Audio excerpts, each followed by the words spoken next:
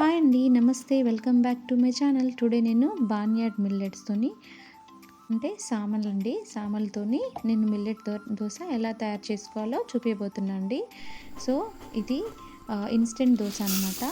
మనకు అప్పుడప్పుడే రోజులో పొద్దున్న లేవగానే ఏం చేయాలో తెలియనప్పుడు అప్పటికప్పుడు చేసుకోవడానికి మనకి ఇంట్లో పిండి లేనప్పుడు ఇలా మనం ఈ మిల్లెట్స్‌తోని చేసుకోవచ్చనమాట.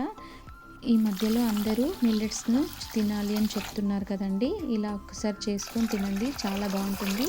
దానికి గాను నేను 2 కప్పుల మిల్లెట్స్ తీసుకొని 1 కప్ ఆఫ్ పీనట్స్ తీసుకున్నా అండి.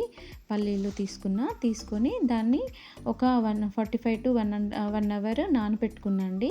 నానబెట్టుకున్నాను. ఒకవేళ మీకు హాఫ్ అన్ అవర్‌లో చేసుకోవాలంటే వేడి నీళ్ళు పోసుకొని నానబెట్టుకోండి హాఫ్ అన్ అవర్‌లో. సో, అవి నానుతావనమాట. సో, నేను దాంట్లో ఒక అల్లం ముక్క, 4 పచ్చిమిరపకాయలు, కొత్తిమీర, కరివేపాకు వేసి, ఉప్పు వేసి ఇలా మిక్సీ పట్టుకున్నాండి. ఈ కన్సిస్టెన్సీ ఇలాగొచ్చింది. సో, ఇప్పుడు ఇలా నేను కొంచెం ఇంకెక్కువ వాటర్ యాడ్ చేసుకోవాలి. ఎందుకంటే మనకు కొంచెం ఇలా మనం పెంక మీద వేసుకుంటే చిల్లులు వస్తుందనమాట.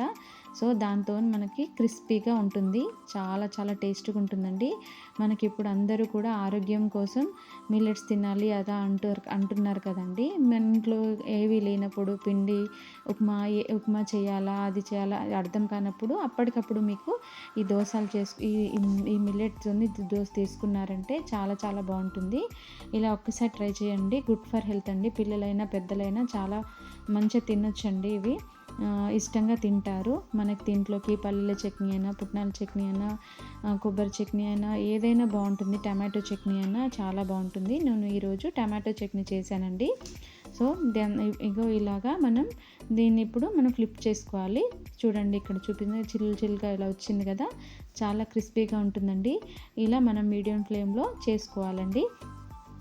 చాలా చాలా బావుంటుంది. ఒకసారి ఇలా ట్రై చేసి ఎలా వచ్చిందో నాకు కామెంట్స్‌లో చెప్పండండి. If you like my channel please like, share, subscribe అండి. కొంతమంది నా వీడియో ఆహ్, చూస్తున్నారు గానీ సబ్స్క్రైబ్ చేసుకోవట్లేదండి.